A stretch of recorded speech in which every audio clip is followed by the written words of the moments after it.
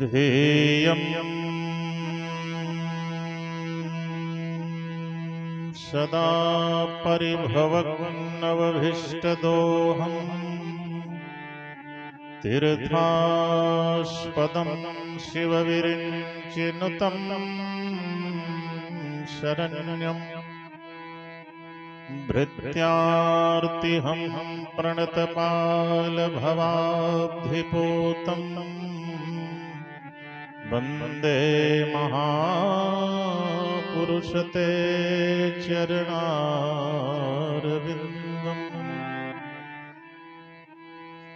स्वामिन् अनन्तसुविभूषितयोगिवर्यः नामोज्ज्वलं खपडियेत्यभवज्जनेत्र धामना कठोरतपसा सजनोपकारै वन्दे महापुरुषते शरणारविन्दम्।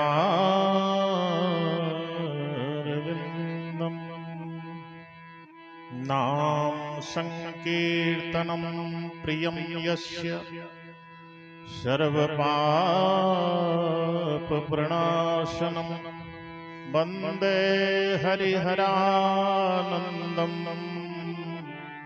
सद्गुरुं प्रणमाम्यहम्।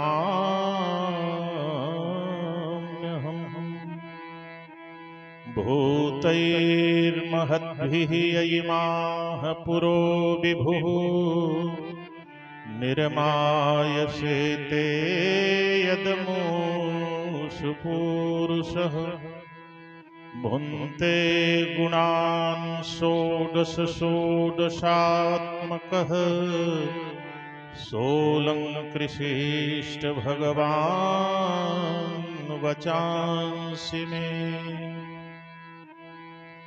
योऽन्तः प्रविश्य मम वाचमिमां प्रसुप्तां सञ्जीवयत् अखिलशक्तिधरः स्वधाम्ना अन्यास्य हस्तचरणशरणत्वगादि प्राणान्नमो भगवते पुरुषाय तुभ्यम्।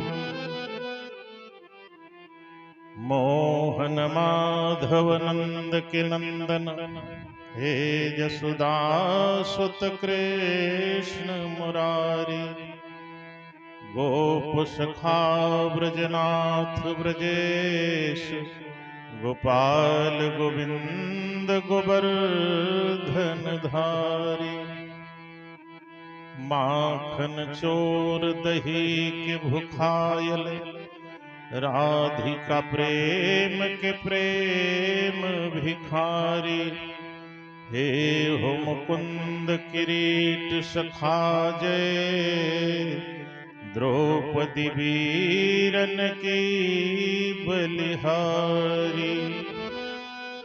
सौ सौ दुशासन का करी है हरि जय कर तू करबार खवारी। श्री गुरु चरण हृदय धरि बहुरे सबहि सिरुनाई बरनौ हरि के विमल यश सोनी कली कलो से नसा। धन बल तप बल बाहुबल जब चले नए काम प्रेम मुदित मन से कहो जय श्री सीताराम जय श्री राधे श्याम। लोकाभिरामं रणरङ्गधीरम् लोकाभिरामं रणरङ्गधीरम्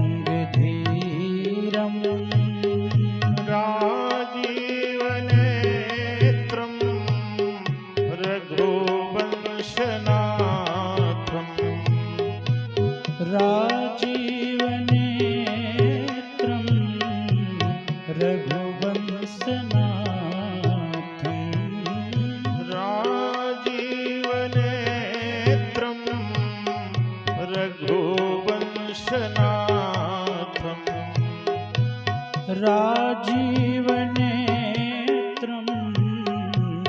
रघुवंशनाथं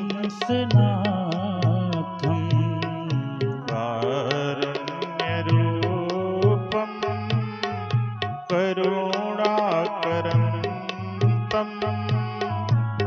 कारुण्यरूपं करुणाकरन्तं श्रीरामचन्द्रं शरणं प्रपद्ये श्रीरामचन्द्रं शरणं प्रपद्ये श्रीकृष्णचन्द्रं शरणं प्रपद्ये श्रीकृष्णचन्द्रं शरणं प्रपद्ये कर्पूरगौरं करुणावतारम् कर्पूरगौरं करुणावतारं संसारसारं भुजगेन्द्रहारम् संसारसारं भुजगेन्द्रहारं संसारसारं भुजगेन्द्रहारम् संसारसारं भुजगेन्द्रहारं सदा वसन्तं हृदयारविन्दे सदा वसन्तं हृदयारविन्दे भवं भवानी सहितं नमामि भवं भवानी सहितं नमामि भवं भवानी सहितं नमामि भवं भवानी सहितं नमामि। परम आराध्य अकारण करुणा वरुणालय जगत नियंता परमात्मा प्रभु श्री राम पराम्बा जगदम्बा जगत जननी मातेश्वरी सर्वेश्वरी करुणेश्वरी हृदयेश्वरी श्री जानकी जी अनंत बलवंत विकराल विग्रह वेद विद वेदांत वज्रधर संत श्री हनुमंत लाल जी महाराज शशांक शेखर भूत भावन त्रिशूल पाणी देवाधिदेव महादेव काली कमली वाले अनाथों के नाथ बाबा विश्वनाथ के पावन चरणों में दास का कोट शह नमन बंदन स्वीकार हो। तदंतर सत्संग प्रांगण में विद्यमान भगवत पादारविंदानुरागी मुदमंगलमय संत प्रवर वात्सल्यमयी करुणामयी मातृशक्तियां यत्र तत्र सर्वत्र से पधारे हुए सभी श्रद्धालु भक्तगण जो इस स्थल को आलोकित और गौरवान्वित कर रहे हैं, जिनके भगीरथ प्रयास से विगत कई वर्षों से ये राम कथा की पावन गंगा इस मंदिर प्रांगण में प्रवाहित हो रही है। ऐसे आलोक प्रज्ञा में समाहित साधुत्व भावना की प्रतिमूर्ति योग्य माता पिता के योग्य पुत्र परम सम्माननीय राघवेंद्र प्रताप सिंह जी तिलकधारी महाविद्यालय के आप प्रबंधक पद को गौरवान्वित और सुशोभित कर रहे हैं। ऐसे ऊर्जावान व्यक्तित्व और नव वर्ष में नया काम सब लोग नहीं करते। कुछ लोग तो नव वर्ष जो है वो अंग्रेजी महीना के 1 जनवरी को मनाते हैं। नव वर्ष में कुछ नवीनता होनी चाहिए। नया वर्ष जब हमारा यह है चैत्र नवरात्रि की प्रतिपदा को प्रारंभ होता है तो सब कुछ प्रकृति के द्वारा नया नया हो जाता है। वृक्षों के पुराने पत्ते गिर जाते हैं, नए पत्ते उसमें आ जाते हैं। विद्यार्थी लोग परीक्षा दे करके नई कक्षा में प्रवेश करने की तैयारी करते हैं। यहाँ तक कि सरकार का पुराना बजट भी मार्च के अंतिम तारीख को पारित हो जाता है, हिसाब किताब क्लियर हो जाता है। तो बड़ा सुंदर सुयोग 9 वर्ष की इस पावन मंगलमय वेला पर चहुमुखी प्रतिभाशाली व्यक्तित्व परम सम्माननीय साकेतवासी बाबू अशोक कुमार सिंह जी की पावन पुण्यतिथि में ये राम कथा का आयोजन पूरे परिवार के द्वारा प्रतिवर्ष किया जाता है। परम सम्माननीय बाबू देवेंद्र प्रताप सिंह जी, धर्मेंद्र प्रताप सिंह जी, शिवेंद्र प्रताप सिंह जी एवं लिखा तो इसमें भूतपूर्व है, लेकिन हम भूतपूर्व नहीं कहेंगे। परम सम्मानित डॉक्टर कृष्ण प्रताप सिंह जी, बाबू केपी सिंह, राजनीति जैसे क्षेत्र में रह करके बड़ी साफ सुथरी छवि के द्वारा अपने कार्यकाल को बेदाग पूर्ण करने वाले व्यक्तित्व तो भूतपूर्व नहीं अभूतपूर्व सांसद बाबू केपी सिंह को भी व्यासपीठ से बहुत बहुत साधुवाद है। काजल की कोठरी में कैसो ही सयाने जाहि, एक की लीक काजल की लागी पे लागी है। तो लंच से लेकर के मंच तक देखिए, अच्छे लोगों के साथ अच्छे लोग ही रहते हैं। चुंबक लोहे को ही अपनी तरफ खींचता है, गोबर रख दोगे तो चुंबक नहीं खींचेगा। तो जितने भी सेवक लंच से लेके मंच तक, विद्यालय से लेके घर तक हैं, वो चाहे झाड़ू में हो, चाहे पोछा में हो, चाहे गाड़ी संचालन करने में हो, सब शुचि सेवक की श्रेणी में आते हैं। बड़ा सुंदर व्यवहार है, बड़ी सुंदर दिव्य सेवा की भावना है और परिवार भी साथ में रह करके सेवा का अनुपम और अंतिम उदाहरण प्रस्तुत कर रहा है। अच्छे व्यक्ति की पहचान क्या है? सेवा करने वाले सेवक, गाड़ी चलाने वाले ड्राइवर बहुत समय तक जिसके यहाँ अस्थायी रूप से टिके रहे, यह मान लीजिए कि वह अच्छा व्यक्तित्व है। 1 महीना में 4 ड्राइवर बदली हो रहे हैं।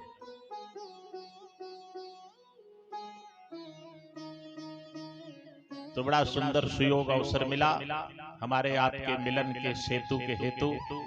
हमारे अग्रज डॉक्टर आरपी ओझा जी, जिनको आप पूर्व परिचित हैं, परिचय के मोहताज नहीं हैं, ये शुभ अवसर हस्तगत हुआ है। आइए हम आप सीधे अब बिना किसी भूमिका के विषयांतर्गत वार्ता के क्रम में उसी तरफ चलते हैं जहां विषय को विश्राम दिया गया था। उससे पूर्व मन वाणी को पवित्र करने के लिए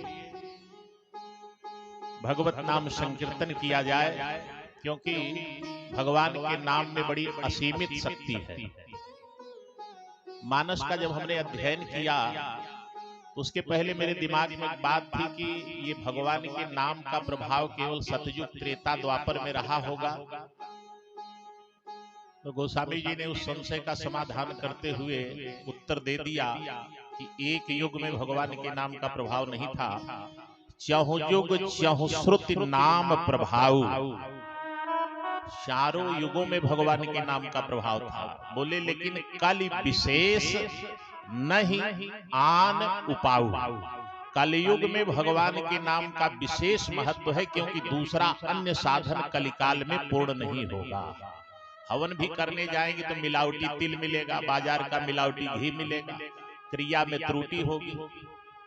और भगवान के नाम की महिमा इतनी है कि करहु कहां लगी नाम बड़ाई, राम न सकहि नाम गुण गाई। पुराण में वर्णन आता है कि कोई भी पापी योजनाबद्ध तरीके से आजीवन पर्यंत उतना पाप कर नहीं सकता जितना भगवान के नाम में पाप को समाप्त करने की शक्ति है। कि नाम नोस्ति यावदी शक्ति पाप निर्हरणे हरे, तावत कर तुम न शक्नोति पातकम पात की जना। ऐसा परमात्मा का परम पवित्र पावन नाम है। भगवान जब विदा होने लगे हस्तिनापुर से द्वारिका के लिए, तो माता कुंती ने भगवान की बड़ी दिव्य स्तुति किया। माता कुंती ने कहा, प्रभु आपके अवतार का कारण क्या है? तो सामान्य बात है जो आप भी जानते हैं। भगवान ने कहा, बुआ यदा यदा हि धर्मस्य ग्लानिर्भवति भारत अभ्युत्थानम अधर्मस्य तदात्मानं सृजाम्यहम् परित्राणाय साधूनां विनाशाय च दुष्कृतां धर्म संस्थापनार्थाय संभवामि युगे युगे। अच्छा, यही अगर भगवान के अवतार का निमित्त है, धर्म की स्थापना, दुष्टों का संहार, यह कार्य भगवान वहीं से बैठे बैठे अपने संकल्प मात्र से कर सकते हैं। जिस परमात्मा के संकल्प से अनंत कोटि ब्रह्मांडों की रचना क्षण मात्र में हो जाती है, तो उनके लिए यह कार्य कोई दुर्लभ नहीं है। वहीं से बैठे बैठे भगवान संकल्प से यह काम कर सकते हैं। दुष्टों का संहार हो जाएगा, धर्म की स्थापना हो जाएगी। तारा को बिहबल देख करके भगवान ने एक सेकंड में दीन है ज्ञान हरि लीन्ही, माया तारा बिकल देख रघुराया। अगर तारा को भगवान क्षण मात्र में ज्ञान दे करके अज्ञान का हरण कर सकते हैं, तो महाभारत के कुरुक्षेत्र के मैदान में अर्जुन को 18 अध्याय 700 श्लोक गीता सुनाने की क्या आवश्यकता थी? वहां भी वही सूत्र लगा देते, दीन ज्ञान हरि लीन्ही माया। लेकिन भगवान ने ऐसा नहीं किया, क्योंकि अर्जुन ने सर्वांग समर्पण किया भगवान के चरणों में। शिष्यस्ते हम साधिमाम त्वाम शरणम प्रपन्न, मैं आपका शिष्य हूं, आपकी शरण में हूं, आप हमें उपदेश करिए। तो जब कोई जीव सर्वांग समर्पण करके अहंकार रहित होकर भगवान के चरणों में प्रणिपात करता है, तो भगवान उसको अपना करके हृदय से लगा लेते हैं। भगवान ने कहा, अर्जुन तुम मेरे परम प्रिय मित्र हो, सखा हो। आज हम तुम्हें वह गोपनीय रहस्य बताने जा रहे हैं जो हम हर किसी को नहीं बताते, अति गोपनीय। क्या बताया भगवान ने?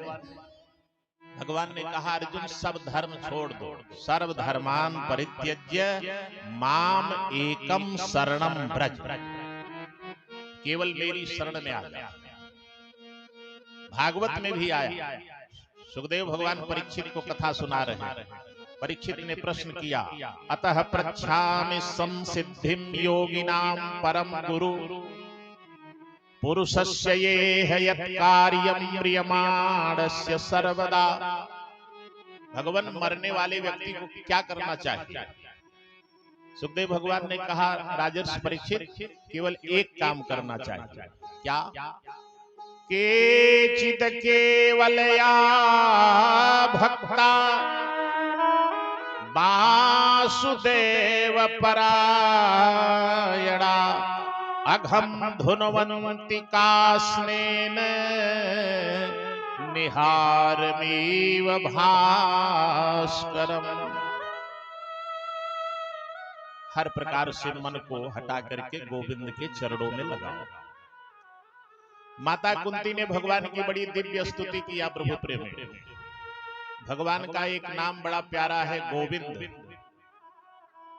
गजेंद्र जब संकट में पड़ा तो भगवान को इसी नाम से पुकारा। सोन्तस्योर्बलेन गृहीत आर्तो दृष्ट्वा गरुत्मति हरिमुख उपात चक्रम उत्क्षिप्य शाम्बुजकरं गिरिमाह कृच्छान नारायणाय अखिल गुरो भगवन नमस्ते। गोविंद नाम भगवान को बड़ा प्यारा है, इसलिए माता कुंती ने उसी नाम से भगवान की स्तुति किया। कृष्णाय वासुदेवाय देवकी नंदनाय च नंद गोप कुमाराय गोविंदाय नमो नमः। नमस्ये पुरुषं त्वाद्यमीश्वरं प्रकृतं परम अलक्षं सर्वभूतानां अंतर्बहिरवस्थितम्। बड़ी दिव्य स्तुति किया है माता कुंती ने भगवान की। नमः पंकजनाभाय नमः पंकजमालिने नमः पंकजनेत्राय नमस्ते पंकजांघ्रे। माता कुंती ने कहा, प्रभु आप जो कह रहे हैं कि धर्म स्थापना के लिए, दुष्टों के संहार के लिए आपका अवतार हुआ है, मेरा हृदय इस बात को स्वीकार नहीं करता। बड़ी सुंदर बात भगवान के अवतार के कारण को लेकर के माता कुंती ने जो बताया, लगता है यही सत्य है प्रभु। क्या कहा कुंती जी ने? कुंती माता ने कहा, प्रभु आपके अवतार का कारण क्या है कि तथा परमहंसानाम मुनीनाम अमलात्मनाम भक्ति योग विधानार्थम कथम पश्येमहि स्त्रियः। माता कुंती ने कहा, प्रभु आपके अवतार का मूल कारण है कि जो भक्त आपके नाम रूप लीला में आसक्त हैं, उनके मनोरथ को पूर्ण करने के लिए, उनकी तपस्या साधना और भक्ति का फल देने के लिए निज इच्छा निर्मित तनु माया गुण गोपार आप शरीर धारण करके इस संसार में आते हैं। नहीं तो धर्म स्थापना का कार्य तो आप संकल्प से भी कर सकते हैं, वहीं से बैठे बैठे। और सत्य भी यही है प्रभु प्रेम। भगवान क्या करते हैं, इस संसार में नर लीला में आकर के भगवान अपने भक्तों के साथ खेलते हैं। माता यशोदा को कभी कभी भगवान ज्ञान दे करके अपना विराट रूप दिखा देते हैं। मुख के अंदर ही संपूर्ण ब्रह्मांड चराचर जगत दिखाई दे रहा है। मैया घबरा जाती है कि जिसको मैं लाला समझ रही थी ये तो परमात्मा है, स्तुति करने लगती है, कांपने लगती है। भगवान तत्काल जो है माया को आदेश करते हैं कि माया का पर्दा डाल दो, ज्ञान का हरण कर लो। क्यों? क्योंकि भगवान को माँ यशोदा के उस वात्सल्य प्रेम में मैया का लाला बन करके जो आनंद आता है, माँ यशोदा का नटखट नंदलाल बन करके, कन्हुआ बन करके जो आनंद आता है, वो भगवान बनने में भगवान को आनंद नहीं आता। इसलिए भगवान अपने भक्तों के साथ खेल करके, यह नर लीला करके, जिसको गा गा करके भक्त लोग भवसागर से पार हो जाते हैं, ऐसी कृपा करते हैं।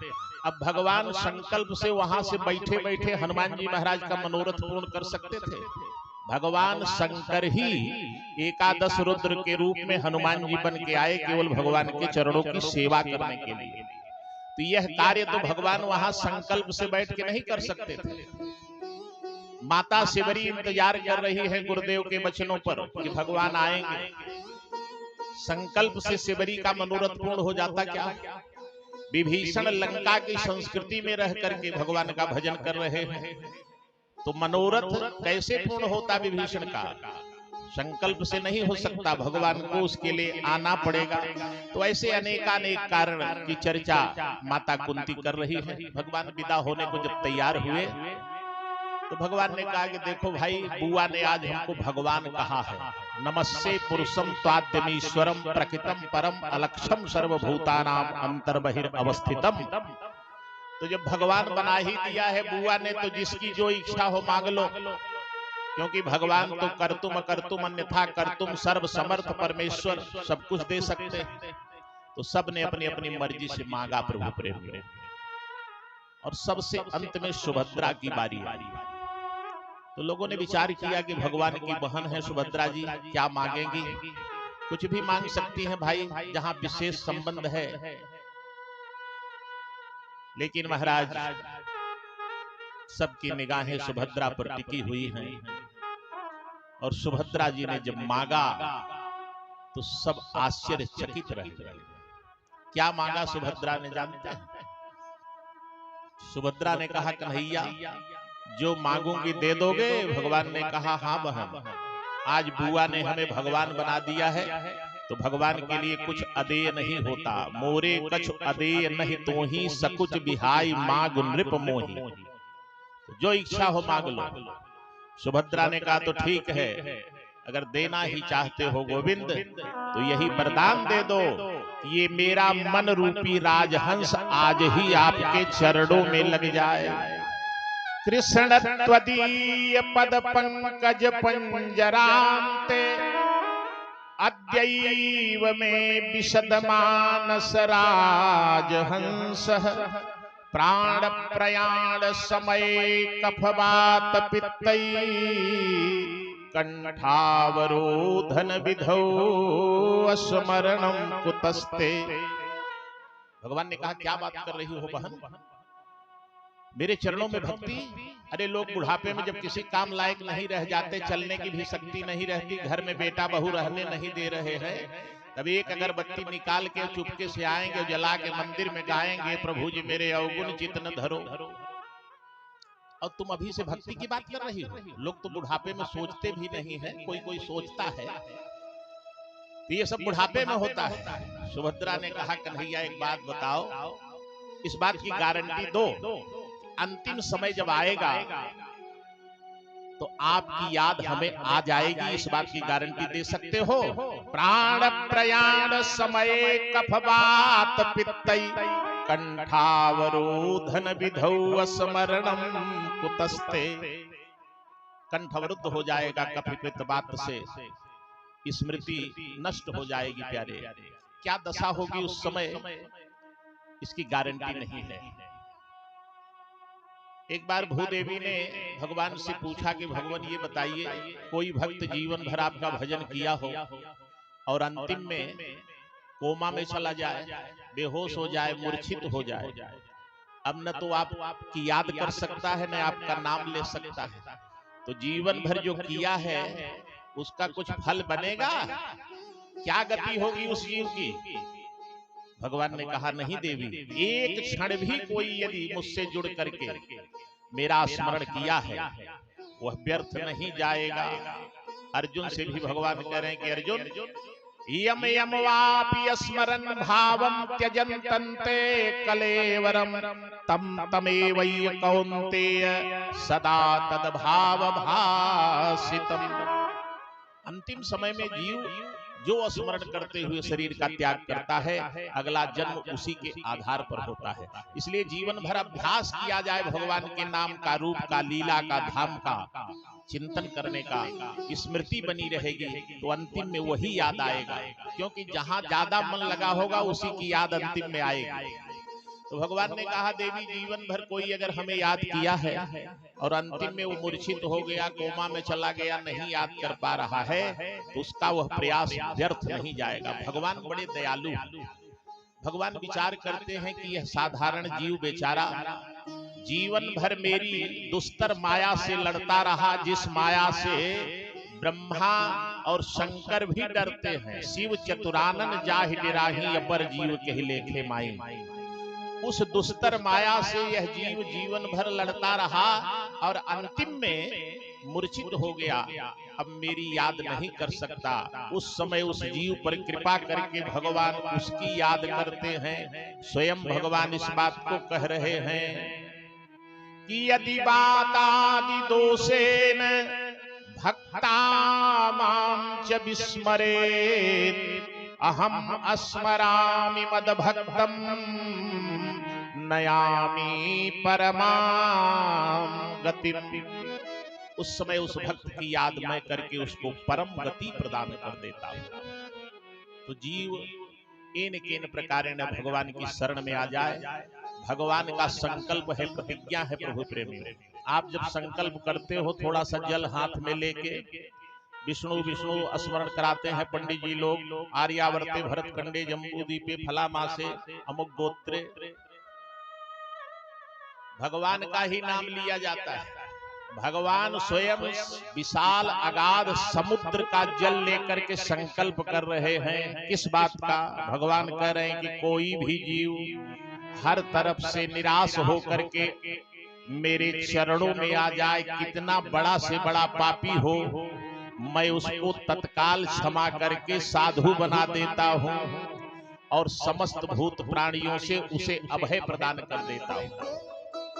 वाल्मीकि रामायण में विभीषण जब शरणागति में आया तब भगवान इस बात को दोहरा रहे हैं कि सकृतयेव प्रपन्नाय तवास्मिति च याचते अभयं सर्वभूतेभ्यो ददामि एतद्व्रतं मम। ये भगवान की प्रतिज्ञा है, संकल्प है, व्रत है। जीव भगवान की शरण में पहुंच जाए, भगवान उसे अभय दान दे देते हैं प्रभु प्रेमी। परमात्मा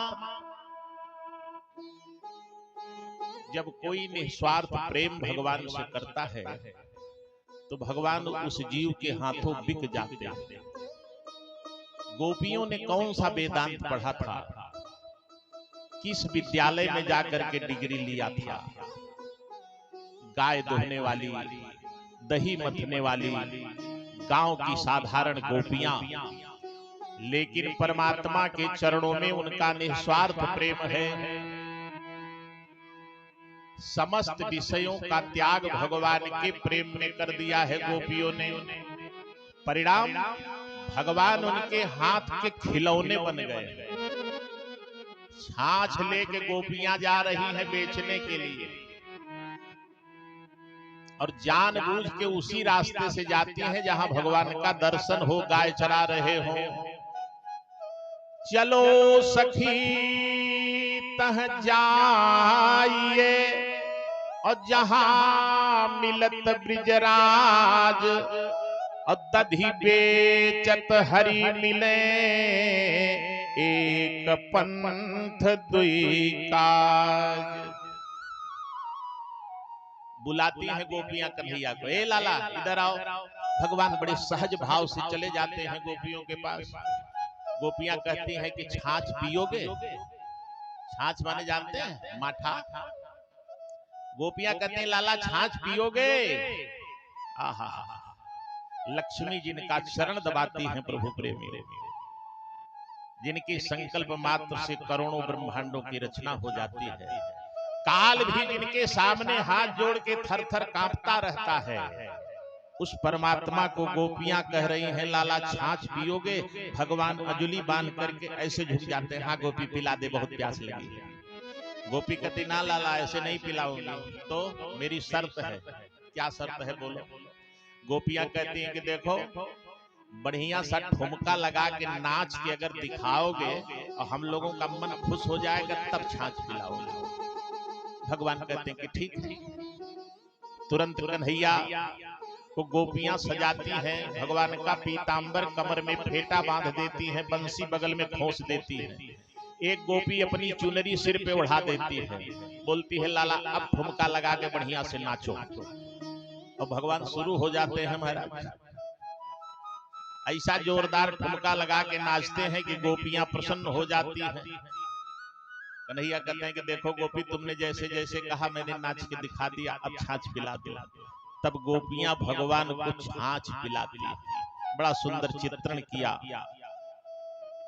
कि शेष महेश गणेश दिनेश असुरेश हो जाहि निरंतर ध्यावे जाहि अनादि अनंत अखंड अछेद अभेद सुवेद बतावे। नारद से सुख प्यास रटे पचिहारे तबो पुनि पार न पावे। ताही हीर की छोहरिया छछिया भर छाछ पे नाच नचावत। ये है भक्ति और प्रेम का बल। प्रभु प्रेमी भगवान भक्त के हृदय में निवास करते हैं, भक्त के बस में हो जाते हैं। तो इस घोर कलिकाल में भगवान के नाम का ही एकमात्र आश्रय है। आइए सर्वप्रथम भगवत नाम संकीर्तन करके मन वाणी को पवित्र करें, फिर जैसी प्रभु की प्रेरणा होगी ये पंचभूत स्थूल आपके समक्ष कुछ समय के लिए वांगमयी सेवा का निमित्त बन जाएगा। कृष्ण गोविंद गोपाल गाते चलो। हरि बोल। कृष्ण गोविंद गोपाल गाते चलो। कृष्ण गोविंद गोपाल गाते चलो। कृष्ण गोविंद गोपाल गाते चलो। कृष्ण गोविंद गोपाल गाते चलो। अपनी मुक्ति का साधन बनाते चलो। अपनी मुक्ति का साधन बनाते चलो। अपनी मुक्ति का साधन बनाते चलो। अपनी मुक्ति का साधन बनाते चलो। कृष्ण गोविंद जय जय। गोपाल गाते चलो। कृष्ण गोविंद गोपाल गाइए सभी लोग गाइए। गाते चलो। कृष्ण गोविंद गोपाल गाते चलो। कृष्ण गोविंद गोपाल गाते चलो। दुख में तड़पो नहीं, सुख में फूलो नहीं। दुख में तड़पो नहीं, सुख में फूलो नहीं। दुख में तड़पो नहीं, सुख में फूलो नहीं। दुख में तड़पो नहीं, सुख में फूलो नहीं। प्राण जाए मगर नाम भूलो नहीं। प्राण जाए मगर नाम भूलो नहीं। प्राण जाए मगर नाम भूलो नहीं। प्राण जाए मगर नाम भूलो नहीं। मुरली वाले को बंसी वाले को, मुरली वाले को मन से रिझाते चलो। मुरली वाले को मन से रिझाते चलो। मुरली वाले को मन से रिझाते चलो। मुरली वाले को मन से रिझाते चलो। कृष्ण गोविंद गोपाल हरि बोल। गाते चलो। कृष्ण गोविंद गोपाल गाते चलो। कृष्ण गोविंद गोपाल गाते चलो। कृष्ण गोविंद गोपाल गाते चलो। काम करते चलो, नाम जपते चलो। काम करते चलो, नाम जपते चलो। काम करते चलो, नाम जपते चलो। काम करते चलो, नाम जपते चलो। कृष्ण का ध्यान हर समय करते चलो। कृष्ण का ध्यान हर समय करते चलो। जिंदगी के हर एक गम मिटाते चलो। जिंदगी के हर एक गम मिटाते चलो। कृष्ण गोविंद गोपाल हरि बोल। चलो कृष्ण गोविंद गोपाल गाते चलो, कृष्ण गोविंद गोपाल गाते चलो, कृष्ण गोविंद गोपाल गाते चलो, अपनी मुक्ति का साधन बनाते चलो, अपनी मुक्ति का साधन बनाते चलो, अपनी मुक्ति का साधन बनाते चलो, अपनी मुक्ति का साधन बनाते चलो, कृष्ण गोविंद गोपाल गाते चलो, कृष्ण गोविंद गोपाल गाते चलो, कृष्ण गोविंद गोपाल गाते चलो, कृष्ण गोविंद गोपाल गाते चलो, गाते चलो, गाते चलो, गाते चलो, गाते चलो। बोलिए वृंदावन बिहारी लाल की जय। वह पथ क्या, पथिक कुशलता क्या, जिस पथ में बिखरे सोल न हो, नाविक की धैर्य परीक्षा क्या, जब धारा ही प्रतिकूल न हो। असली नकली की पहचान कसौटी पे रखने पर ही होती है प्रभु प्रेमियों। आज जिनकी पावन पुण्य तिथि में आप ज्ञान गंगा में कथा सरिता में निमज्जन अवगाहन कर रहे हैं, उनके जीवन परिचय से जो श्रवण करने को मिला, अंतर्मुखी साधना के धनी, भगवान के नाम से विशेष प्रीति, क्योंकि भगवान के नाम की महिमा की ही भूमिका भी हम आपके समक्ष निवेदन कर रहे हैं। और प्यारे इतिहास उसी का लिखा जाता है जिसके जीवन में त्याग होता है।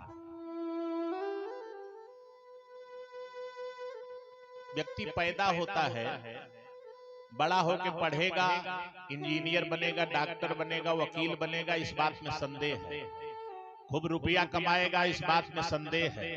बड़ा होने के बाद कोई सामाजिक विशेष पद प्रतिष्ठा को प्राप्त करेगा, इस बात में संदेह है। लेकिन जो पैदा हुआ है वो मरेगा, इस बात में कोई संदेह नहीं। उसकी कोई तैयारी नहीं, उसकी तरफ किसी की दृष्टि ही नहीं जा रही। 84 लाख योनियों में जितने भी जीव है, भोजन सब कर सकते हैं, लेकिन भजन केवल मनुष्य कर सकता है। एक विचार आया है, व्यक्त कर दे रहे हैं। आवेदन निवेदन प्रार्थना तो कर नहीं सकते, व्यास विष्णु रूपाय व्यास रूपाय विष्णुवे सलाह दे सकते हैं, क्योंकि सारे वेद शास्त्र पुराण लिखने के बाद भी व्यास जी को शांति का अनुभव नहीं हुआ। नारद जी की प्रेरणा से उन्होंने गोविंद का चरित्र श्रीमद् भागवत महापुराण की रचना किया, तब जाकर के उनको परम शांति का अनुभव हुआ। और पूर्वजों के पितरों के परम कल्याण का सबसे श्रेष्ठ साधन इस कलिकाल में श्रीमद् भागवत महापुराण का श्रवण, और सबके जीवन में यह अवसर आना चाहिए कि भागवत का ऐसे नहीं कि बाबा हम यूट्यूब पे सुन लिए और फला जगह सुन लिए, ऐसे नहीं। अनुष्ठानिक ढंग से साप्ताहिक भागवत का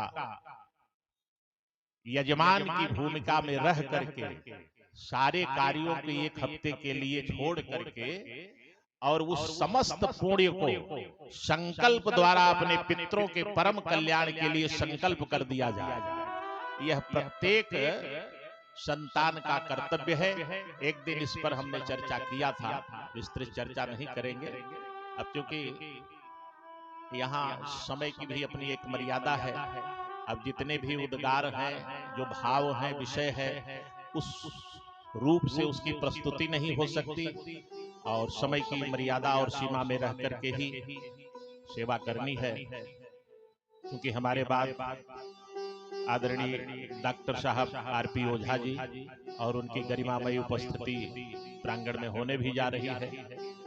और आज भंडारा उंडारा भी है, सुने हैं पूरी महक नहीं रही है कहीं प्रबंधक जी। हाँ।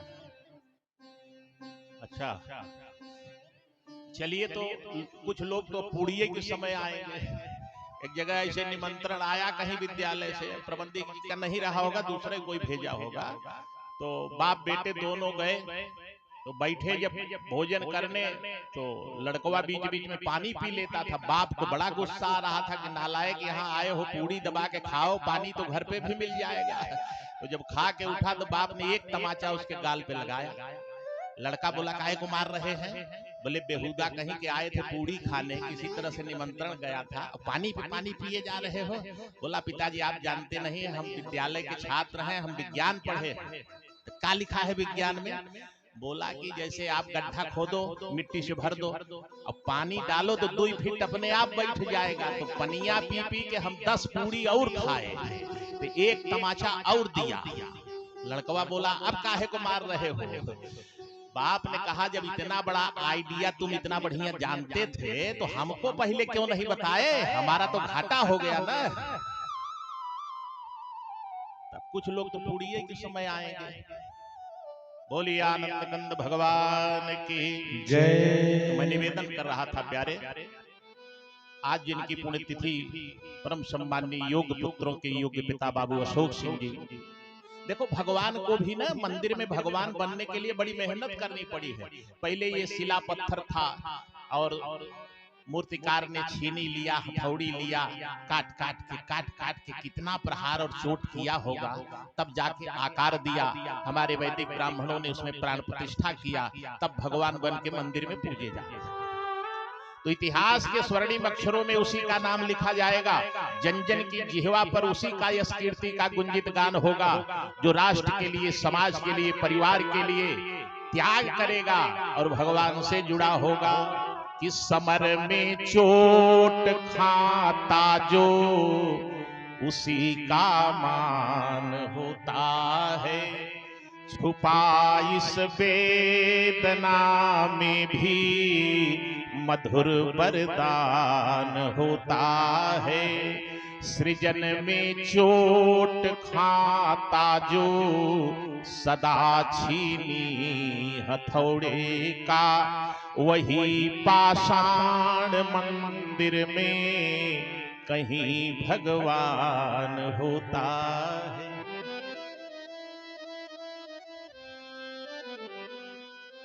अच्छे लोग बैठे हैं,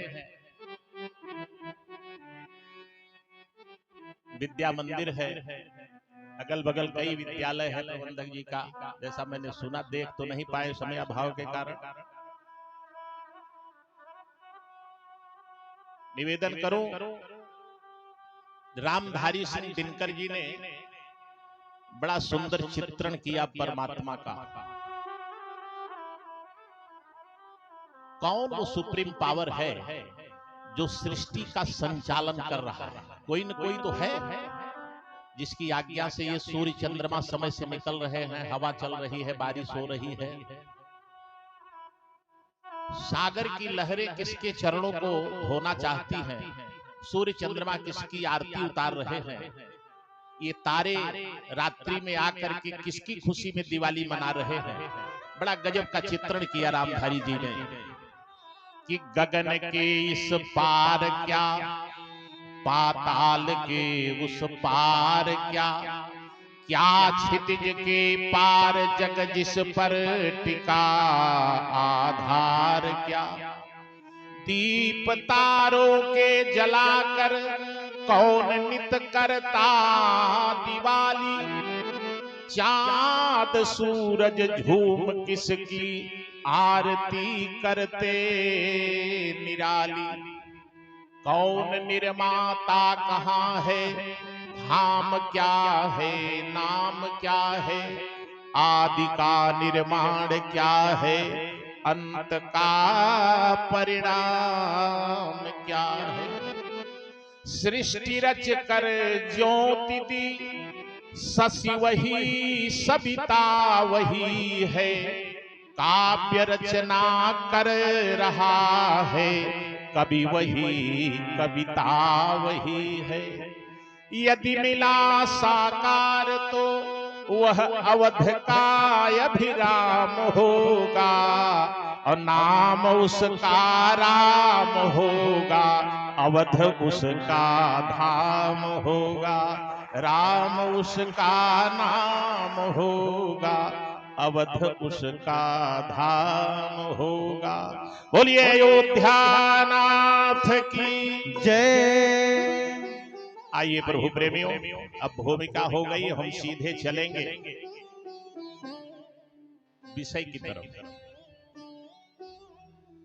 आंतरिक तथा बाह्य विषमताओं की धधकती हुई अग्नि के संहारक तेज से अकबर के शासन काल में झुलसती हुई भारतीय संस्कृति के कोमल कलेवर को व्यथा से बचाकर साहित्य रस से सींचकर अमर कर देने वाले तपहपूत माता हुलसी के लाल तुलसी कविकुल कमल दिवाकर युगल सरकार सीताराम के चरणों के उन्मत्त प्रमत्त भ्रमर विद्यावारिद संत शिरोमणि कविकुल चूड़ामणि मानसकार गोस्वामी तुलसीदास जी महाराज, जिनकी अमर कीर्ति से संपूर्ण विश्व दे दीप्यमान है, इस काव्य कुशल कलाकार ने दशरथ नंदन भगवान श्री राम के भावों को, भव्य भावों को वह संजीवनी प्रदान की, जिससे राम रसायन की रसिका बनकर रसिकों की रसना भी पावन हो गई। ऐसे बाबा तुलसी ने श्री भरतलाल जी के संदर्भ में बड़ी सुंदर पंक्तियां निवेदित किया, जो 2 दिनों से आप श्रवण कर रहे हैं, आज तीसरा दिन है। आइए एक बार उन पंक्तियों को हृदयंगम करते हैं।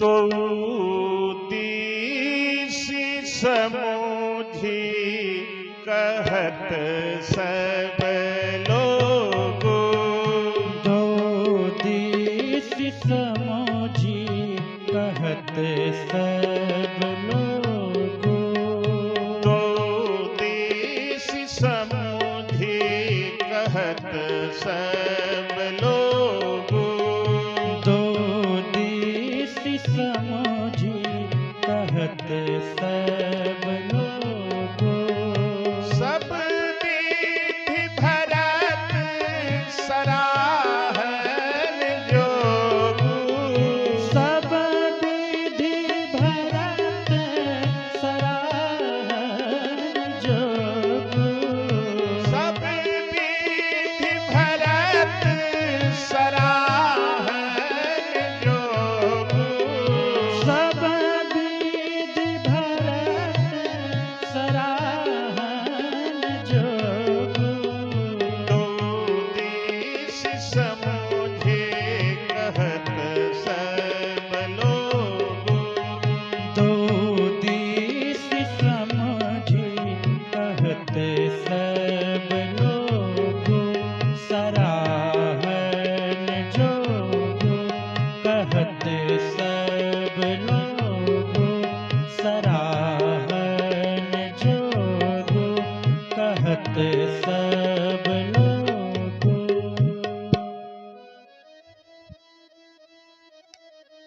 प्रयागराज से चल करके श्री भरतलाल जी चित्रकूट की यात्रा प्रारंभ करते हैं। प्रभु प्रेमियों,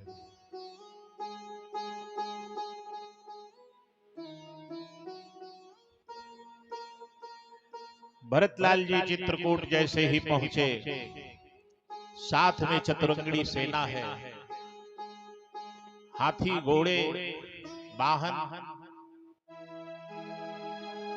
उनके द्वारा बहुत कोलाहल हो रहा है, धूल उड़ रही है। सेवकों ने जाकर के राम जी को सूचना दिया।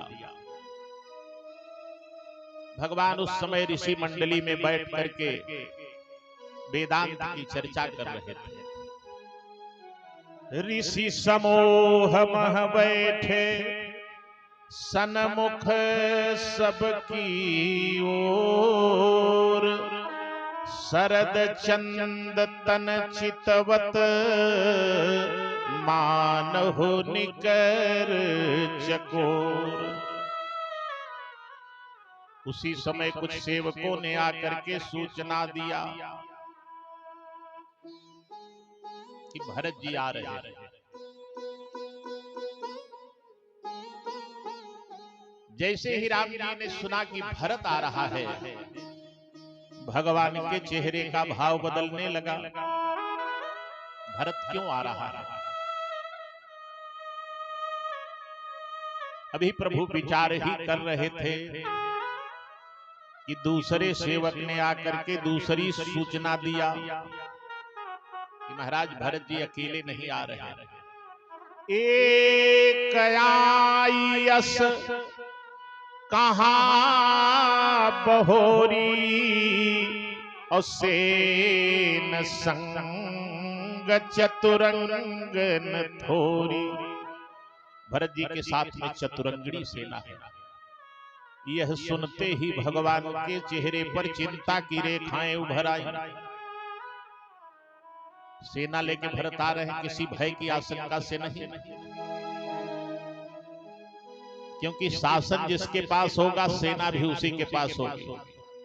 राज तिलक के सारे सामान की तैयारी से भरत जी जा रहे हैं कि जंगल में ही प्रभु का राज तिलक करेंगे और वहीं से सेना लेकर के भगवान राज्य का संचालन करेंगे। चतुरंगड़ी सेना की बात सुनते ही राम जी चिंतित हो जाते हैं कि बहुरी सोच बस अभय सियरवनो कारण कवन भरत आगमनो। लेकिन भरत के प्रेम सागर में डूबते हुए राम जी को तत्काल एक अवलंब मिल गया। प्रभु प्रेमियों, क्या स्वभाव का। राम जी जैसे ही भरत के स्वभाव का स्मरण करते हैं, समाधान मिल गया कि समाधान तब अभाय जाने भरत कहे महो साधु सयान। भरत तो साधु है। जैसे वाटर प्रूफ घड़ी होती है, पानी उसमें नहीं जाता, बुलेट प्रूफ में गोली नहीं जाती, तो भरतलाल जी डिजायर प्रूफ है, इच्छा रहित, कोई इच्छा नहीं।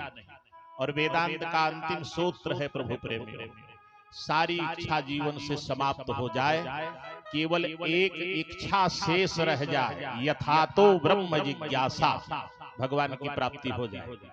इतना आसान नहीं है, बिना भगवत कृपा के होगा नहीं। तो भरत जी के पास कोई इच्छा है ये नहीं, और भगवान कह रहे हैं कि जो इच्छा रहित हो जाता है उसी के हृदय में मेरा परमानेंट निवास का एड्रेस है कि जाहि न चाही कबहु कछु और सब पर सहज स्नेह, बसहु निरंतरता सुर सोराउर नीज गे। भगवान के रहने के 14 स्थानों में अगस्त जी ने ये परमानेंट घर का पता बताया, सोराउर नीज गे। आपका निजी घर वही है जिसके अंदर किसी प्रकार की कुछ पाने की, देखने की, करने की चाह और इच्छा नहीं रह गई है। अब विषय चूंकि बहुत लंबा है प्रभु प्रेमियों, इसलिए विस्तार से उसकी व्याख्या तो नहीं हो सकती समय की मर्यादा के कारण। संक्षिप्त में विषय का उपसंहार करते हुए लक्ष्मण जी बहुत क्रोधित हुए। भरत के आगमन की सूचना, सेना की सूचना पाकर के धनुष बाण लेकर के खड़े हुए, भयंकर गर्जना किया, आकाश लाल हो गया, पृथ्वी कांपने लगी। लक्ष्मण ने कहा, प्रभु आपके चरणों की सौगंध, आज सानुज भरत निपातो खेता, शत्रुघ्न के समेत आज भरत को रणभूमि में सुला दूंगा, आपके चरणों की सौगंध है। क्या समझ रखा है? सेना लेके आ रहे हैं कि चल के जंगल में काम तमाम कर दें, लौटने के बाद भी बंटवारे का कोई झंझट न रह जाए। कह बिसबेल अमित फल फरई, कैकेयी का बेटा है महाराज, कितनी शुद्ध बुद्धि होगी। अब भगवान क्या बोले महाराज, एक तरफ लक्ष्मण प्रिय है, उधर भरत प्राण के समान प्रिय है, भगवान मौन है। माताओं के ऊपर जब कोई आपत्ति विपत्ति आती है तो नीचे धरती की तरफ देखती है। गोपियां अंगूठे से धरती को कुरेद रही है, नेत्रों से अश्रुप्रवाह हो रहा है। राम जी ने ऊपर देखा, देवताओं को इशारा किया कि क्या कर रहे हो, किस दिन काम आओगे, कुछ तो करो। आकाशवाणी हुई, सुमित्रानंदन लक्ष्मण आपकी जय हो। आप शेषावतार हैं, कुछ भी करने में समर्थवान हैं, जितना आप कह रहे हैं आप कर सकते हैं, लेकिन बिना विचारे जो करे असो पाछे पछिताए। अरे कम से कम ये तो पता कर लीजिए कि भरत जी संग्राम करने आ रहे हैं कि समर्पण के लिए आ रहे हैं। देवताओं की आकाशवाणी सुनकर के लक्ष्मण जी शांत हुए। इतने में भरत लाल जी निषाद राज के साथ पहुंच जाते हैं। प्रभु प्रेमियों, निषाद ने कहा भरत जी यही वो कुटिया है जिसमें प्रभु निवास करते हैं, अंदर प्रवेश कीजिए। भरत जी ने कहा नहीं भैया निषाद, जिस पवित्र कुटिया में मेरे प्रभु श्री राम रहते हैं, मेरी माँ जानकी रहती है, ये पापी भरत अगर उस कुटिया में प्रवेश कर जाएगा तो कुटिया की पवित्रता नष्ट हो जाएगी। इसलिए कुटिया में भरत जी ने प्रवेश नहीं किया। प्रभु प्रेमियों, कुटिया के बाहर ही कैसे गिर रहे हैं कि पाहि नाथ कही अपाहि गोसाई, भूतल परे लकुट की अनाई। लकुट की नाई, लकुटी का मतलब माने लाठी डंडा होता है। जैसे ऐसे लाठी डंडा छोड़ दीजिए और गिर जाए बिना किसी अवलंबास्त्र के। इसीलिए कन्हैया मैया यशोदा से कह रहे हैं कि मैया यह ले अपनी लकुट कमरिया बहुत ही नाच नचाए। यशोदा जी ने कहा क्यों, लकुटी से इतना बैराग्य क्यों हो गया है। मानो कन्हैया कहना चाहते हैं कि मैया जब इस लकुटी को मैं देखता हूं तो हमें त्रेता अवतार में भैया भरत की याद आ जाती है और मैं व्याकुल हो जाता हूं। भूतल परे लकुट की नाई। राम जी देख रहे हैं कि भरत जी गिरे हैं, पाहिनाथ कह रहे हैं, लेकिन राम जी उठ नहीं रहे हैं, क्योंकि भगवान सबको संभलने का, गलती सुधारने का मौका देते हैं। प्रभु प्रिय में अभी भी सुधर जाओ। लक्ष्मण जी ने जो अपराध किया था साधु भरत के प्रति, भगवान चाहते थे कि लक्ष्मण अपना प्रायश्चित कर ले। राम जी नहीं उठ रहे, भरत जी बिलख रहे हैं, हा नाथ कह के चिल्ला रहे हैं, लौट रहे हैं चित्रकूट की उस रज में। अब लक्ष्मण का हृदय विदीर्ण हो गया। प्रभु प्रेम, भरत की इस दशा को लक्ष्मण जी देख नहीं पाए, उठ करके खड़े हुए और राम जी के पास आए कि कहत सप्रेम और नाई महिमा था, भरत प्रणाम करत रघुनाथा। प्रभु अब आपको दिखाई भी नहीं देता क्या?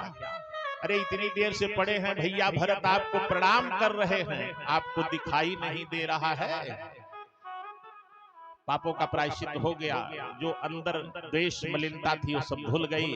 भगवान तो उसी की प्रतीक्षा ही कर रहे थे। प्रभु प्रेमियों कि उठे राम सुनि प्रेम अधीरा, कहो पट कहो निसंग धनु तीरा। चार चीज भगवान के शरीर से नीचे गिर गई। किसी ने कहा भाई ये अस्त्र शस्त्र तरकस धनुष बाण पीताम्बर सब नीचे क्यों गिर गया? संतों ने कहा भगवान ने जानबूझ के गिरा दिया। क्यों? कोई हथियार डाल दे तो अपनी पराजय स्वीकार कर लेता है। मानो राम जी हथियार गिरा करके कहना चाहते हैं कि भैया भरत तुम्हारे प्रेम के सामने मैंने अपनी पराजय स्वीकार कर लिया है, इसलिए मैं हथियार डाल दिया।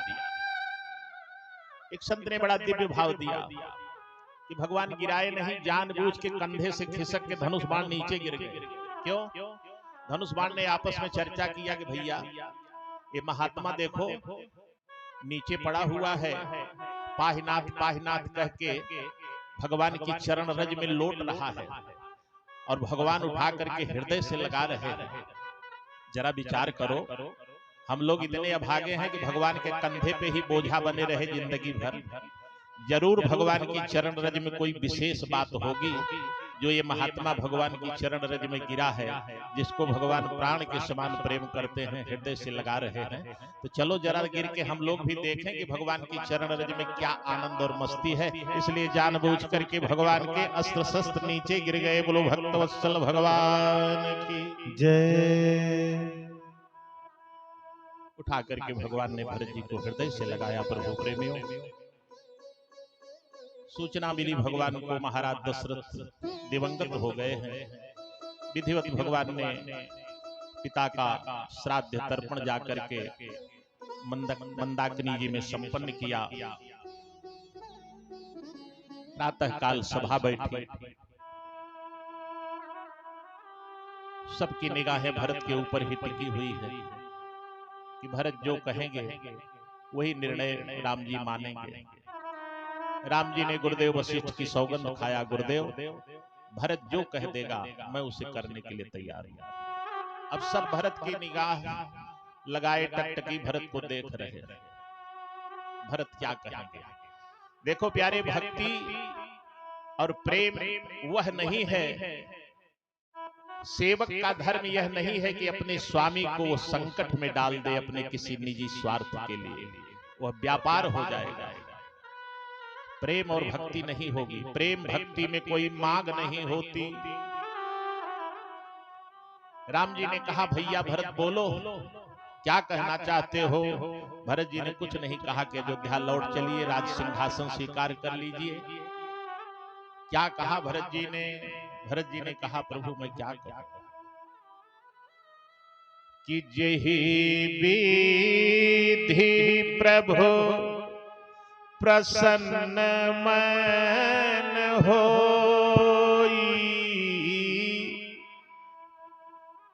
जेहि विधि प्रभु प्रसन्न मन होई, और करुणा सागर की जय सोई।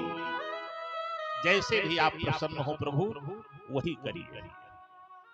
भगवान ने अपनी चरण पादुका देकर के भरत जी को विदा किया। प्रभु प्रेमियों, चरण पादुका को भी भरत जी ने अयोध्या के राज सिंहासन पर नहीं रखा, क्योंकि राम जी का वनवास है। तो राम जी की चरण पादुका को भी राज्य में नहीं ले जाएंगे, नंदगांव में स्थापित करके उस चरण पादुका की नित्य पूजा करते हैं और चरण पादुका से ही आज्ञा मान करके राज्य का संचालन कर रहे हैं भरतलाल जी। ऐसे महात्मा भरत के संदर्भ में गोस्वामी जी महाराज की बड़ी सुंदर पंक्ति कि दो दिश समोझी कहत सब लोग, दो दिश समझी कहत सब लोगों, दो दिश समोझी कहत सब लोग, दो दिश समझी कहत सब लोगों, सब विधि भरत सराहन जोग, सब विधि भरत सराहन जोगो, सब विधि भरत सराहन जोग, सब विधि भरत सराहन जोगो,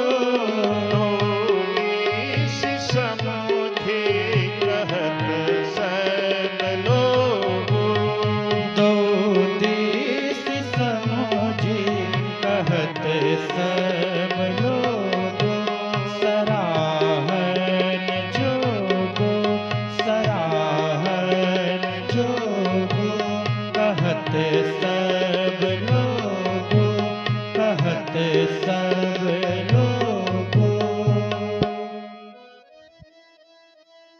किंचित मात्र भी जब तक जगत का आश्रय मन में होगा, भगवान का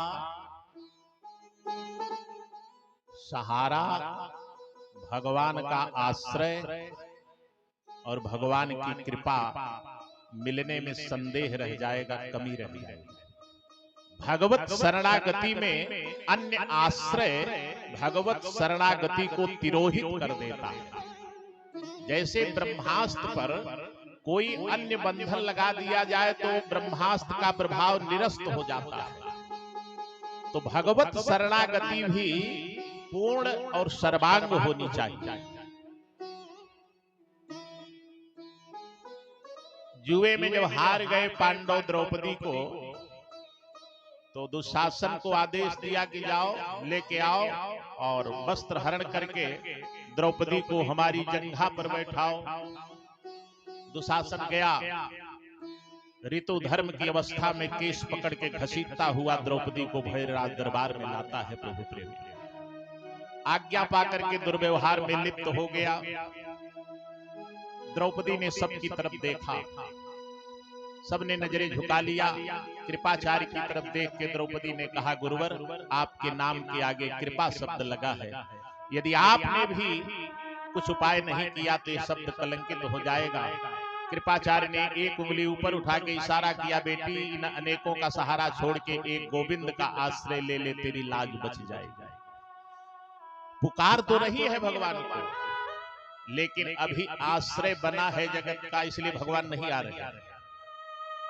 कि गाढ़े में जो बिसरई बाहरी, तब जा तो हंसे हम बोल बनाही, और तू बहिनी बहिनी कहबा, नात तबौ हम जोर बनाही। कि सावन में तो है बांधई बदे, जरई हम ताल में बोर बनाही। अब माघ में लई खिचड़ी औबा, गठरी सड़ी जाए तो खोल बनाई। शिकायत कर रही है भगवान से, बुला भी रही है, लेकिन अभी जगत का आश्रय शेष बचा हुआ है, भगवान नहीं आ रहे। द्रौपदी ने कहा, कन्हैया मेरी लाज चली जाएगी तो मेरा कुछ नहीं बिगड़ेगा। पहला नाम तुम्हारा आएगा। कृष्ण की बहन द्रौपदी भरी सभा में नग्न कर दी गई। और कोई भक्त जब अपने निज स्वार्थ का त्याग करके भगवान की खुशी और प्रसन्नता के लिए प्रयास करता है, तो भगवान उसके हाथों बिक जाते हैं। गोपियों ने सारा उपाय करके थक गई, भगवान को खोजा, लीला का अनुसरण किया, रोई चिल्लाई, सब कुछ किया, भगवान नहीं मिले। अंत में सब जमुना के किनारे पहुंच गई। सुखदेव भगवान कह रहे हैं कि राजर्षि परीक्षित, सब कुछ करके गोपियां जब थक गईं, खोज के वृक्षों से, लताओं से, तुलसी से, पीपल से, सबसे पूछा, भगवान जब नहीं मिले तो अंतिम ब्रह्मास्त्र चलाया गोपियों ने, धोबिया पाठ जिसको कहते हैं। कि कबीरा हंसना छोड़ दे, अब करूं रोने से प्रीत, अब बिन रोए नहीं पाइए, प्रेम पियारा मीत। रोने की बीमारी किसी भाग्यशाली को लग जाए भगवान के प्रेम में। सुखदेव भगवान कह रहे हैं कि राजर्षि परीक्षित, सब कुछ करके जब गोपियां थक गई तो कहती हैं कि गोविंद आप नंगे पांव कुछ कंटक में घूम रहे हो, हमें बड़ा कष्ट हो रहा है, आपके कोमल चरणों में कांटे घुस जाएंगे। अगर आप हमसे छिप रहे हो, दर्शन नहीं देना चाहते, कोई बात नहीं, हम वापस चली जाती हूँ, लेकिन आप जो है इन झाड़ियों से बाहर आ जाइए। रोना प्रारंभ किया जोर जोर से। इति गोप्यः प्रगायन्त्यः प्रलपत्यस्य चित्रधारुर्दुः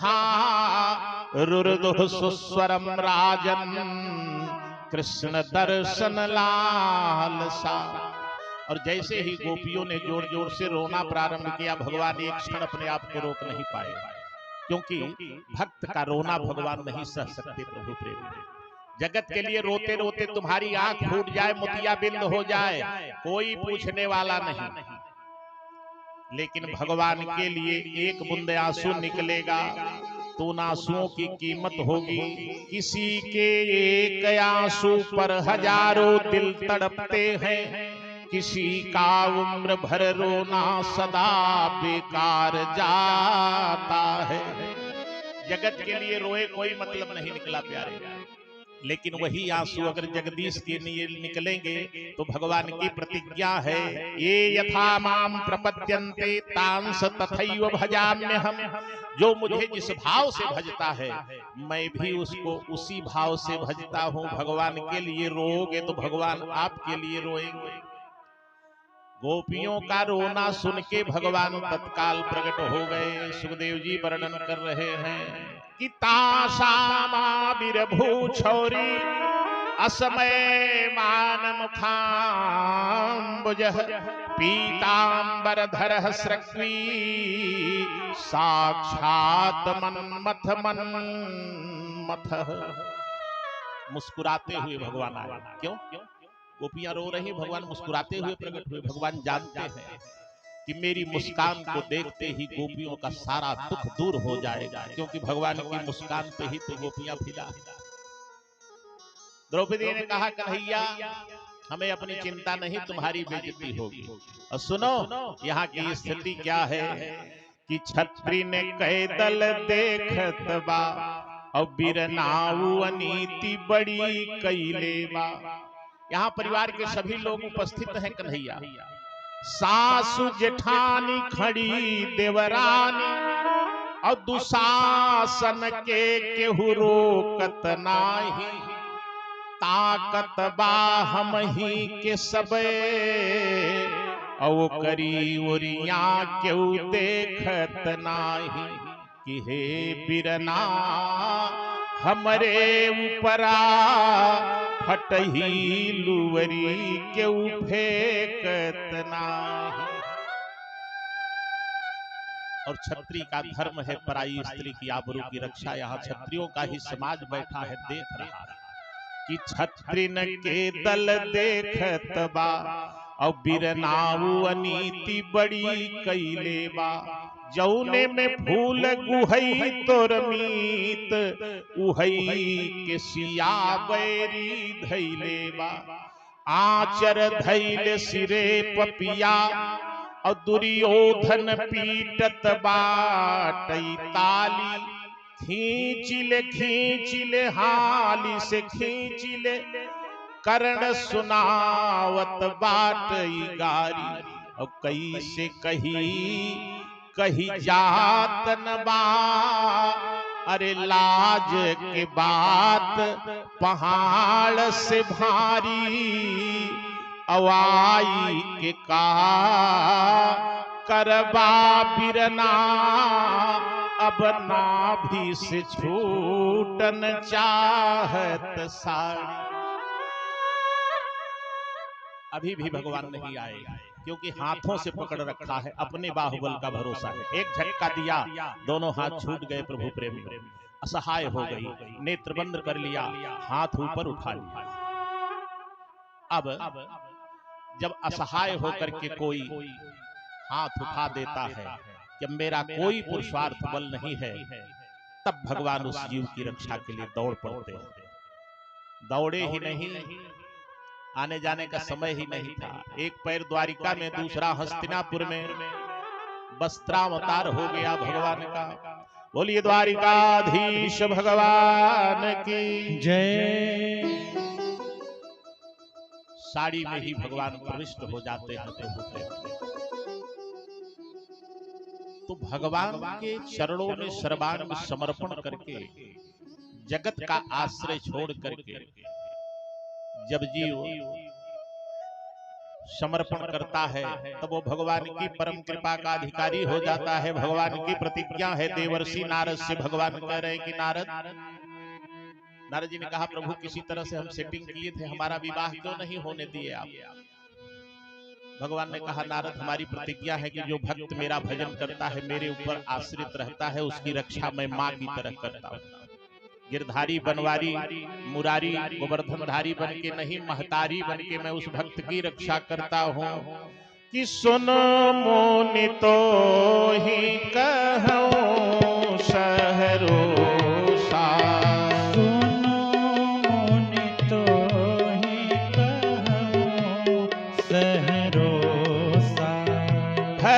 भजहि जे मोहि तजि सकल भरोसा। भजहि जे मोहि तजि सकल भरोसा। करहु सदा तिनकी रखवारी। करहु सदा तिनकी रखवारी। करहु सदा तिनकी रखवारी। करहु सदा तिनकी रखवारी। जिमि बालक राखई महतारी। जिमि बालक राखहि महतारी। जिमि बालक राखहि महतारी।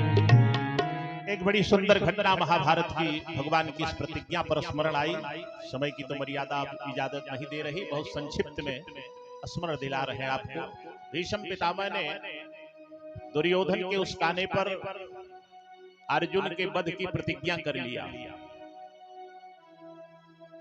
और दुर्योधन ने कहा कि हमको आशीर्वाद दे दीजिए, हम चक्रवर्ती राजा बन जाएं। बोले हम नहीं दे सकते, अपनी पत्नी को भेजना, जब मैं पूजा पे बैठूंगा तो उसे अखंड सौभाग्यवती का आशीर्वाद दे दूंगा। योजना बन गई, सब खा पी के सो रहे हैं, किसी को कुछ पता नहीं, लेकिन अपने भक्तों की रक्षा करने वाले कन्हैया को नींद नहीं आ रही।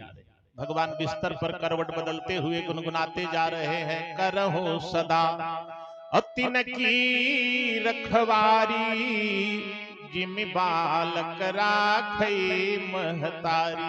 मेरी भक्त वत्सलता कलंकित हो जाएगी अगर अर्जुन को कुछ हो गया। क्या करें? चल करके भगवान पहुंचे द्रौपदी के विश्राम कक्ष पर, दस्तक दिया। द्रौपदी ने दरवाजा खोला, बाहर निकली। भैया आप आधी रात को अभी तक सोए नहीं? कन्हैया ने कहा बहन नींद नहीं आ रही है, बहुत संकट में है, तुम्हारी सहायता की आवश्यकता है। क्या करना है आदेश करो गोविंद। बोले तैयार होकर मेरे साथ चलो, बाकी बात रास्ते में बताऊंगा, क्योंकि सुबह के 4 बजने वाले हैं, सब काम गड़बड़ हो जाएगा। रास्ते में भगवान ने सारी योजना समझा दिया कि देखो द्रौपदी, भीष्म पितामह ने अर्जुन को मारने की प्रतिज्ञा किया है। दुनिया की कोई ताकत अर्जुन को बचा नहीं सकती, यहाँ तक कि मैं भी नहीं बचा सकता, क्योंकि भीष्म भी मेरे प्रिय भक्त हैं। एक उपाय है, आशीर्वाद। भानुमति आने वाली है, उससे पहले पहुंच के तुम अखंड सौभाग्यवती का आशीर्वाद ले लो तो काम बन जाएगा। लेकिन बड़ी सावधानी से सब करना है, चेहरा दिखाई न पड़े तुम्हारा, घूंघट लंबा निकाले रहना। जब एकदम आशीर्वाद मिल जाए तभी चेहरा हटाना, घूंघट। समझा दिया भगवान ने। तो प्रकांड पंडित हम उनको समझाने में कितनी देर लगेगी, पहुंच गए। तब तक देखे भानुमति उधर से आ ही रही। भगवान ने कहा बहन थोड़ा आड़ में छिप जाओ, मुसीबत तो आ गई, जरा ठिकाने लगा के आके। पहुंच गए कन्हैया। अरे भानुमति इतनी रात को यहाँ कहाँ? उसने कहा बाबा का आशीर्वाद लेने जा रहे। अरे पागल हो गई हो,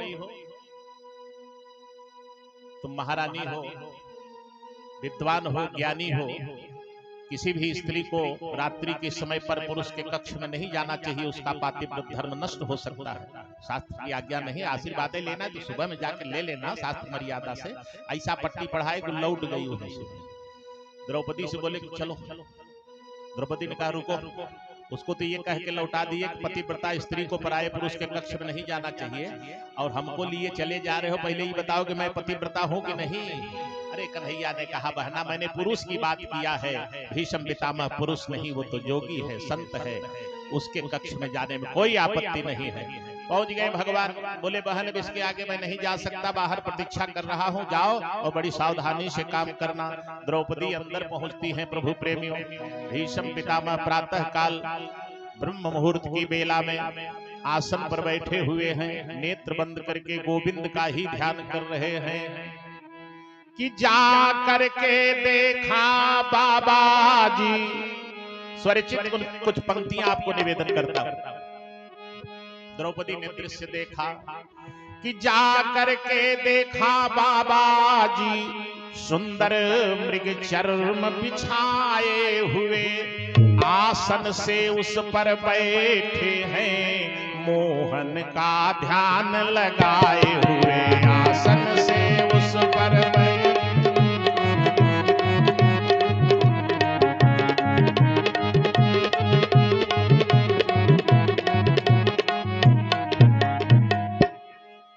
पहुंच गए द्रौपदी। कन्हैया ने सिखा था कि सिर चरण रख देना, चरणों में सिर रख देना, और जब तक अखंड सौभाग्यवती का आशीर्वाद न दे तब तक सिर उठाना मत।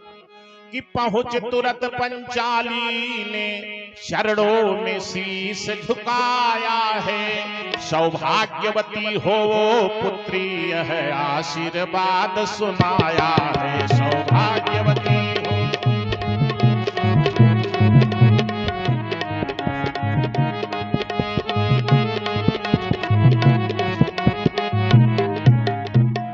आशीर्वाद दे दिए, अखंड सौभाग्यवती भवा। जब आशीर्वाद मिल गया तब द्रौपदी ने चेहरा ऊपर किया। अब जब द्रौपदी का चेहरा देखे भानुमति की जगह, होश उड़ गया भीष्म पितामह का, नीचे से जमीन खसकने लगी। यह देखते ही भीष्म के हाथों से माला छूट गई, और हरि चरणों में लगी हुई चित चोर समाधि टूट गई, हरि चरणों में।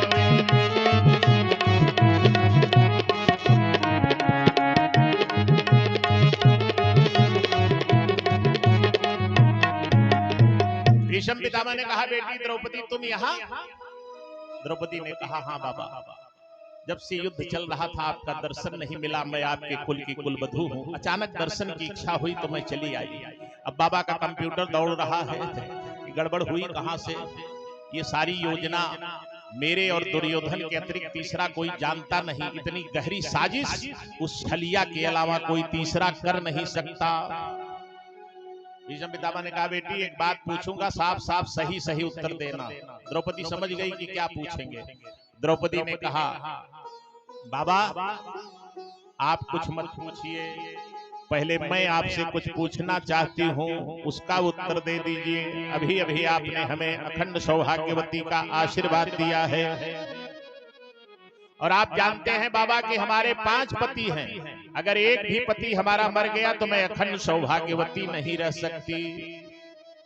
कि 5 पतियों में मेरे यदि एक भी मारा जाएगा, तो आशीर्वाद तेरा बाबा क्या झूठा नहीं कहाएगा, आशीर्वाद।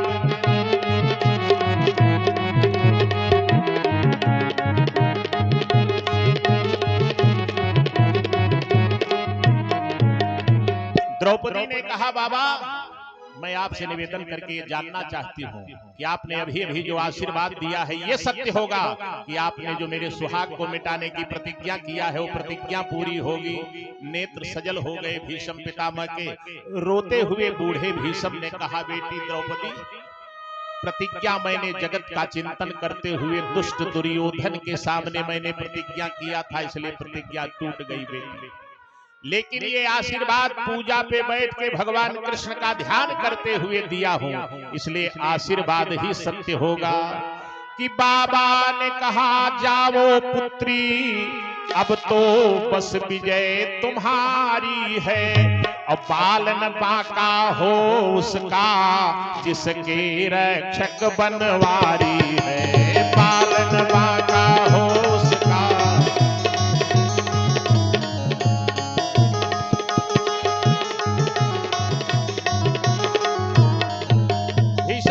ने कहा, बेटी द्रौपदी तू धन्य है जिसके लिए जगत का पालनहार परमात्मा ऐसी ऐसी लीला कर रहा है।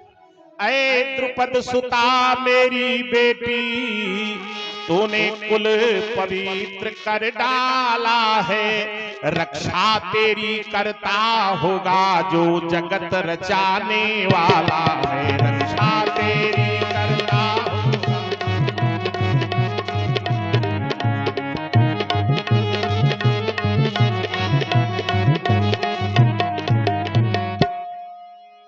मैं जानता हूं बेटी तुम अकेले नहीं आई हो, बड़ों से झूठ नहीं बोलते। जो मैं पूछ रहा हूं साफ साफ उत्तर देना कि एक बात खटकती है पुत्री और दिल में तूफान मचा डाला। सच सच बतला दे ऐ बेटी है कहाँ तुम्हें लाने वाला। सच सच बतला दे।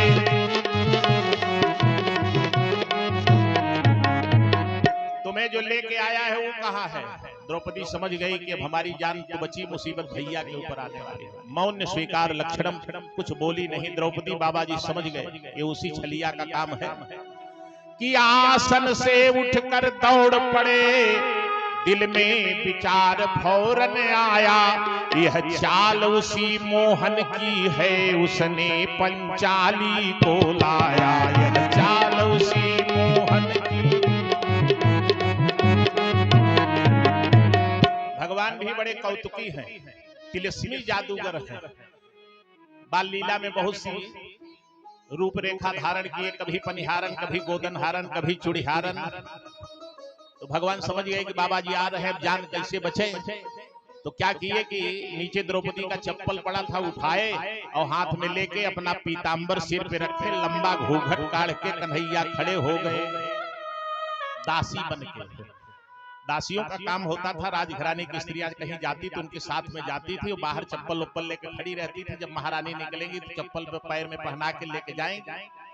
तो कन्हैया ने सोचा कि चेहरा तो पीतांबर में ढका है और हाथ में चप्पल देखेंगे तो बाबा सोचेंगे तो दासी है बेचारी, साथ में आई है, लौट जाएंगे, जान बच जाएगी।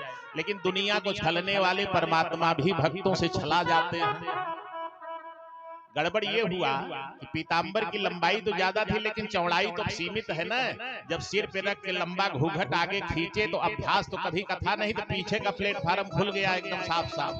अब भीषम पितामह आए तो पीछे से ही दर्शन कर रहे। अब भक्त भगवान को न पहचाने ऐसा तो हो नहीं सकता।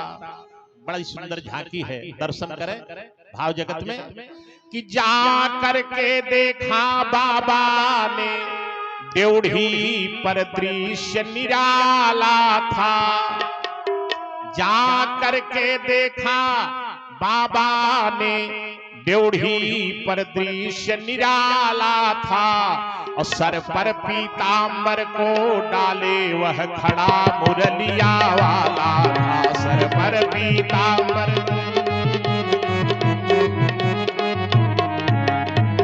पहचान तो गए भीषम पितामह, लेकिन कुछ बोले नहीं। सीधे जा करके पीछे से ही कंधे पे कन्हैया के हाथ रख दिया। मुस्कुराते हुए भीषम ने कहा गोविंद, मैंने सुना था कि दूध दही माखन मिश्री उश्री चुराते थे, ये जूता चप्पल कब से चुराने लगे।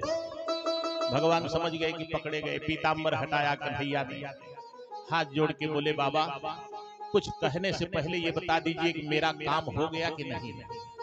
मैंने जिसके लिए इतना नाटक किए, द्रौपदी को अखंड सौभाग्यवती का आशीर्वाद मिला कि नहीं।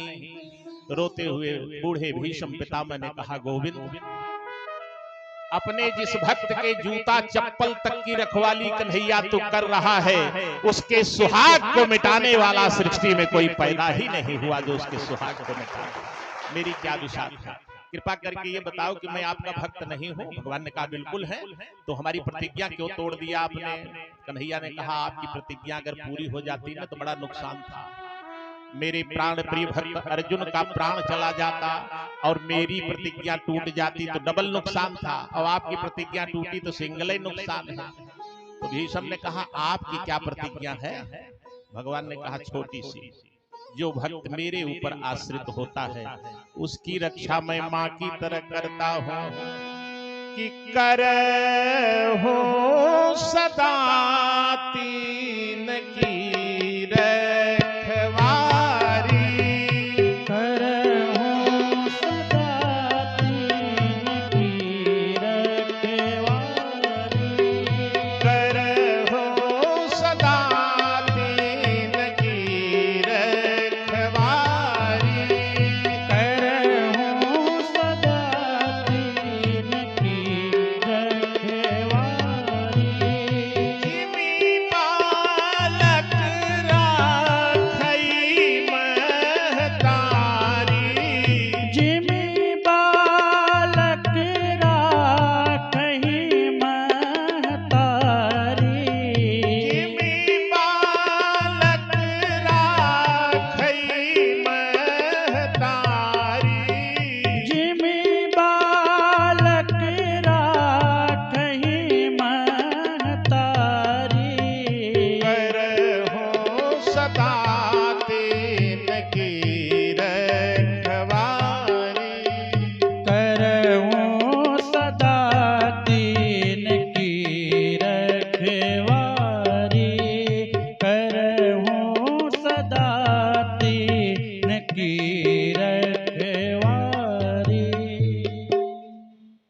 भीष्म पितामह ने कहा कन्हैया सजा मिलेगी, खून का बदला खून। आपने मेरी प्रतिज्ञा तोड़ा है, मैं आपकी प्रतिज्ञा तोड़ूंगा।